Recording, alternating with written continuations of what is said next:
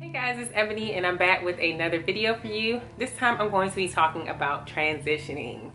Transitioning is something that I've been getting some questions about, so I decided to go ahead and make a video for it. It can be a very daunting and frustrating experience, but with the right tools and the right education, it can be a very productive one.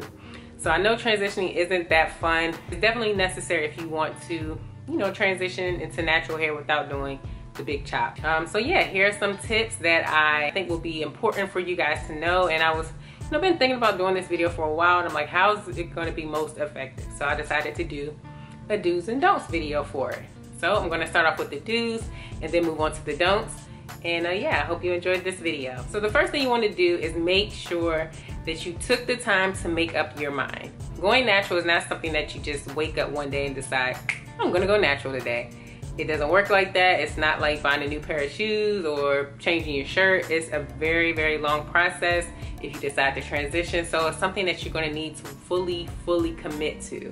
It is something that you're going to need to be patient with and, very goal oriented when it comes to transitioning. So, I decided that I wanted to transition because I felt like the big chop wasn't the right thing for me. And it turned out to be a very productive decision for me. It allowed me to grow my hair to a certain length so that when I was ready to cut my hair, it didn't feel like such a huge change had been made. So yeah, just make sure that you make up your mind to transition, because this is not something where you want to start and then decide, oh, I'm going to go back to relaxers. While that is definitely an option, I know for me, I made sure that I wanted to follow through. And going natural is something that I can tell that a lot of people want to go through. You want to do it. For the people who talk about it, on social media or my comments, people, they're anxious to see what their natural hair is going to look like. And it's just something that you really want to follow through with, because I've seen people who decided to go natural and transition and all that, and they didn't really follow through with it. They didn't go and get relaxers, but they just wore their hair straight no matter what, like they had relaxers this whole time. They just always washed their hair, dried it, and straightened it. It was never any type of protective styling or anything like that. They just wore their hair straight regardless. And to me, that's fine. At least you're not getting the chemicals, but I kind of wish, and it's because I know them, I just wish that they would follow through and see, like, what's your hair gonna look like? Let's see those curls, but to each his own. And yeah, that's why I think it's just really important to know what you're getting into and really make up your mind. The next thing you want to do is educate yourself.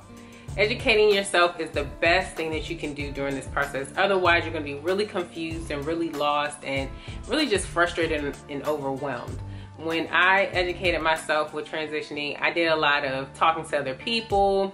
I read a lot of blog posts. I did a lot of YouTubing. Back then, there were the Tarens, the Lexi with the curls, and Natural 85. There was a lot of that. So I definitely look to them to see, how does their curly hair look now? Did they transition? If they did, what were some of the things that they did to help the process along? What products are they using? Like all that stuff, it kind of got me in the mindset of natural hair care, natural hair styling, all that good stuff. So make the transition period go a little bit smoother.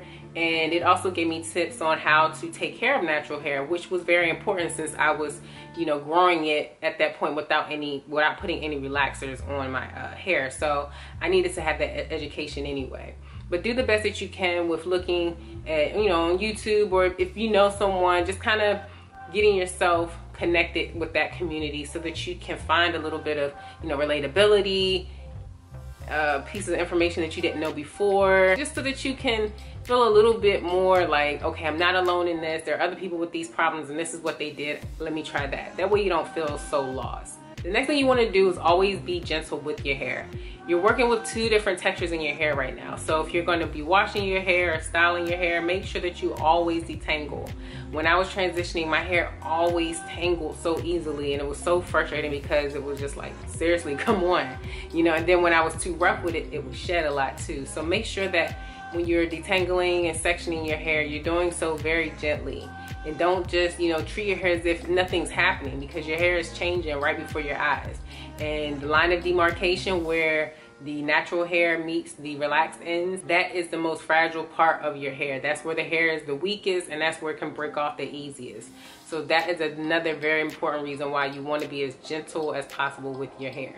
The next thing you want to do is wash your hair and condition it regularly. You are going to be needing to feed your hair so many nutrients and care for it in ways that you didn't care for it before. When I was wearing relaxed hair, I didn't wash my hair every week because I didn't want to lose the straightness, and I just had way too much hair. I wasn't washing and drying my hair every week. So, you know, when I transitioned and, you know, now natural, I wash my hair at least once a week. I built up to that. It didn't just happen like overnight. It was definitely a decision that I made and tried to follow through and work towards, but you definitely want to wash your hair and condition it regularly, because your hair is needing nutrients. Your natural hair is needing nutrients. Your relaxed ends are weak and brittle from the chemicals. It needs nutrients, and if you're trying to transition, you're trying to retain, you know, some of the length so that you aren't so shell shocked by the whole transition or natural process. So you want to take care of those ends as well until you're ready to just go ahead and chop them off. The next thing you want to do is get your hair trimmed regularly. For the girls out there who don't want to do the big chop, getting your hair trimmed as regularly as possible is a good alternative to that, because, oh my God, are you kidding me? Sorry about the neighbor mowing the line. He mows the line every 15 minutes, so here we are. But anyways, getting your hair trimmed regularly will help speed the process along with getting to, you know, the point where your hair is just all the way natural. You don't have any relaxed ends, and it can just also help with the health of your hair. Cutting off the relaxed ends as much as you can every time you get your hair trimmed will fight the shedding, it fights the detangling, and it just gets rid of hair that's really not that healthy in the first place. So I would say get your hair trimmed, depending on, you know, how fast your hair grows. I would say get your hair trimmed 3 times or more a year. When I was transitioning, I didn't get my hair trimmed really at all, maybe once or twice. I was not really privy to this whole thing or really thought that I needed to do it, but now looking back, it was something that I wish I would have done more regularly, because I probably wouldn't have felt the need to cut off so much of my hair at once when I finally did. Even though it was cute, but it was kind of like, you know, I took the long road to something that was just so easy and so much more like, oh, why did I wait so long to do this? The next thing you want to do is do protective styling. Now those are, you know, your twist outs, your braid outs, or, you know, the flat twist styling. Those are just things that will help blend the two textures. I know a lot of people, back when I was watching YouTube, you know, during my transition period, people were doing flexi rods, people were doing, you know, individual braids. Just make sure that whatever you do, it doesn't create a whole lot of tension on your hair. Your hair is very weak right now, like I said before, with the 2 different textures. You don't want to put too much on your hair that it can't handle, okay? So just make sure you do something that keeps the ends nice and tucked away, or moisturize at the very least, but don't do things that will make your hair feel, you know, like it's very apparent that you're going through these 2 different textures. Try and do as best as you can to blend the 2 together. Now the next thing you want to do is be patient. I know that's kind of like duh, but it's something that needs to be said, because too often we all find ourselves with this whole, oh, hurry up, I want to, you know, get to this length, I want to get to my shoulder length, I want to get to my bra strap, I want to get to my waist. Like, you just have to be patient. You're growing hair. Hair's gonna grow at its own rate.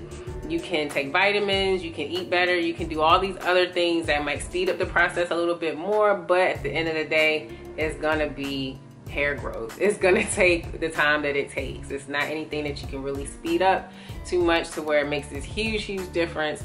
And plus, you don't want to start to feel like, you know, defeated. You don't want to put too many expectations on yourself, because, you know, you are growing hair. You can't really control the rate and the speed. So that's when you get into this whole, you know, I hate my hair, I hate how it looks, this isn't for me, why did I do this? No. Just be patient and focus just on the health of your hair right now, because when it's time to cut those relaxed ends off and it's time to see those gorgeous curls, you're gonna be so happy that you did everything that you did to keep up the health of the hair and the elasticity of it and the bounciness of your curls. You're gonna be so happy with all that. The time it took you to get there is just gonna seem like that. It's not gonna seem like the 2 years, 3 years, whatever. It's all just gonna go away. It'll just be a memory. So just be patient. I know it's easier said than done, but it's definitely a virtue. Okay guys, on to the don't list. And in some ways I feel like the don't list is more important than the do list, because these things can really affect your hair journey, affect your natural hair journey or transitioning journey. It can really affect it in a negative way and make you even want to just forget the whole thing. So let's start with the first one. The first thing that you don't want to do is feel pressured into doing the big chop. When I first started looking into going natural, I was like, I ain't going natural and walking around with no hair. Like, I can't do that. My head is too big. It's not gonna look right on me. And it's no way I'm just gonna cut all my hair off, you know. I don't even think I realized that transitioning was really an option right away. I just kept seeing a lot of people like, I'm going natural, and they were cutting all the hair off. So I was like, I ain't doing that. So that was one thing that stopped me from doing it a little bit sooner. But once I realized that I could transition and grow my hair at the pace that I wanted to grow, and then finally realizing that, hey, it's long enough, let me do a semi big chop now, cut off, you know, 2/3 of my hair. It was like the best thing that I could have done as far as realizing what, you know, my options were. So yeah, don't feel like you need to do a big chop in order to go natural and really like be official. You know, people do their own things, you do what works for you. And doing a big chop, I know looks beautiful on so many other women. I wish I had the head shape for that low cut, because I really would like to see what I would look like with really short hair, but I'm just not that brave yet.